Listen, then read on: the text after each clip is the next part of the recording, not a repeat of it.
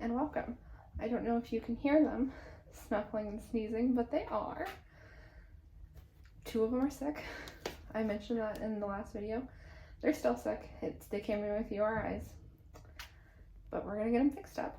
So I did want to touch on that before we got into things, because I'm going to be kind of talking about quarantining in this video while I bond with the babies in this pouch. But anyway, first off, they are sick. I mentioned this. Sorry for the echo, by the way. There's nothing on the walls. But credit where it's due. When I mentioned this to the breeder, she cared deeply. She sent along some stuff she did what she could basically to make it right, that the fact that they're sick. And we're gonna do our best to get them on their way to feeling better. Isn't that right, guys? Little Lamb here. There's no way you're gonna see her, but Little Lamb is the worst. Curtains isn't that much better, but Lamb is definitely by far the worst. Hi, baby. So that actually brings us pretty nicely into why you should quarantine. So you might have heard this. If you already have rats, when you get new rats, you should quarantine them from your existing rats.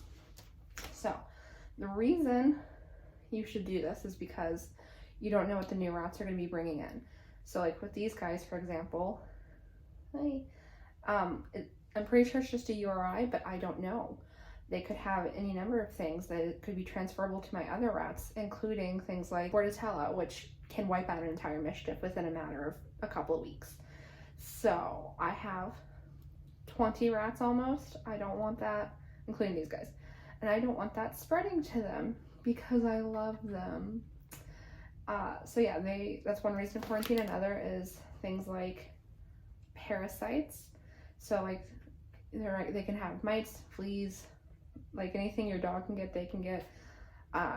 It's species specific, but they can still get it. Things like ringworm, and you don't want that spreading to your other rats. So you want to quarantine for 3 weeks after getting new babies, which is what I have done with these guys. They're very sweet, by the way. But what does that mean? So it means separate airspace. So these guys are currently in this room, which is basically going to be a library once we get all the books set up, but we haven't done that yet. So there's no other rats in here. It is separate from all of my other rats. Hey. Oh, you can kind of see her. Yeah.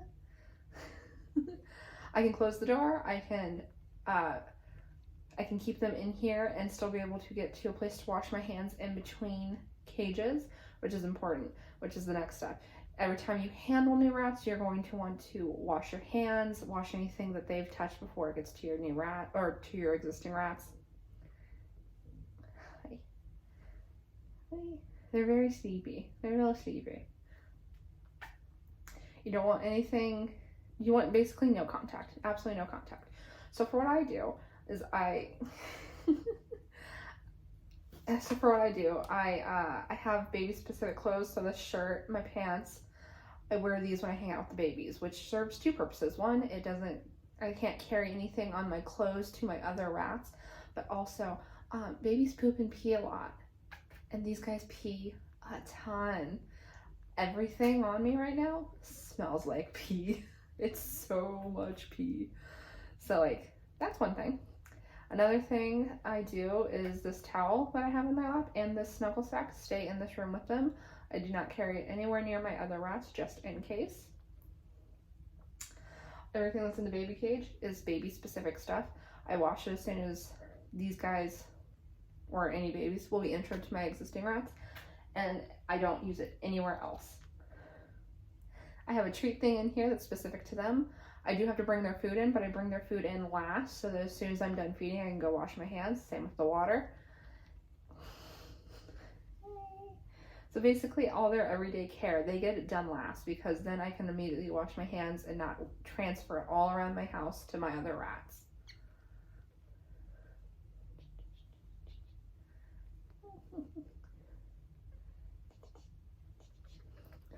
And then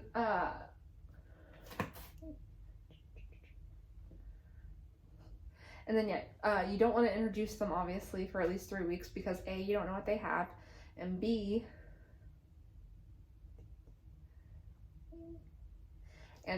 you don't want them to get clobbered by your existing rats, like if you have babies anyway. So these guys are about half the size of all my other rats. Can you see her? Yeah, this is Lamb. Little Lamb.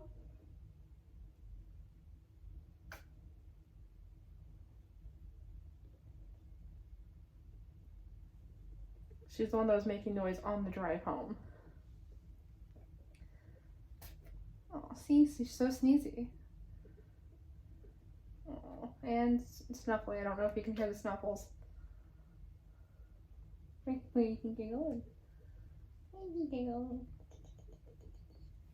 And it has the benefit, having to keep them quarantined also has the benefit of giving you time to bond with them. This is kind of how I bond, is I stuff them in a snuggle sack and I sit with them. Normally I would have something to free roam them on once they get bold enough to leave the snuggle sack consistently. I currently don't. I will soon. We're going to be getting shelves this weekend and I'm going to set a shelf aside for them to have a teeny tiny free roam on. Hi. Suitor's very sweet. She's giving me kisses. That is the thing with these guys, is they're very, very sweet. My three new ones, they're so sweet. But they're sick. I hope this video is not a complete mess, because I'm just distracted by baby rats. There's Curtains. Oh, did you see her? She poked her little head out. Little Lamb? Little Lamb? She's nibbling my hand. Oh, Suitor. Hi.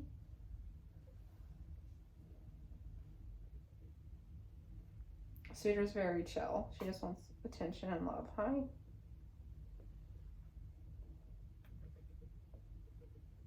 And yes, I will wash my face.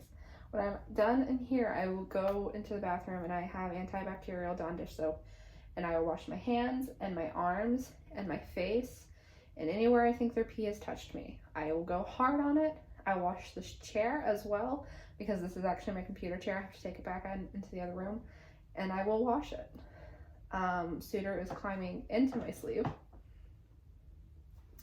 So yeah, so to recap, any food bowls, you want to wash them immediately. Don't take them to other rooms, don't take them to other rat cages, you wash them immediately. Same with water bottles. You don't have to go this hard, but I would suggest baby specific clothes. I put my hair up so that they don't pee or poop in it, because I don't want to deal with that. So I put my hair up, baby specific clothes, baby specific items, a separate airspace, a separate room that you can enclose, because that's also very important for safety purposes. If you have other pets, if you don't have other pets, then it doesn't matter.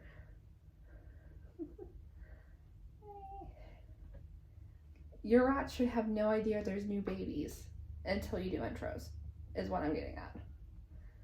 And then you just want to monitor them. So you want to keep an eye on their eyes, their nose, their coat, their skin is very important. If they seem itchy, they might need a drop of Revolution. Now, babies will often get this thing called new home sniffles because they're in a completely different environment with new dust, new smells, new everything. And that means they just get sneezy, and it should pass on its own. Suitor, for example, is not sneezy. She did have a couple of sniffles the first day or so that I had her, and then she cleared up immediately. Whereas Curtains and Lamb are quite sneezy and snuffly and making sounds, and they have been since day one. So yeah.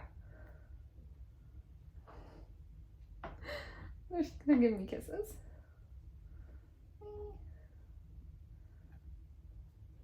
Curtains. Well, I hope this video wasn't completely chaotic and you actually got something out of it. Even if it was just seeing Lamb and Suitor climbing on me. Curtains is in here, but I don't think you guys saw her. Oh, ow. She gives really bitey kisses. Anyway, I hope you enjoyed this video. If you did, you know what to do. All the fun stuff down below. And I'll see you in the next one.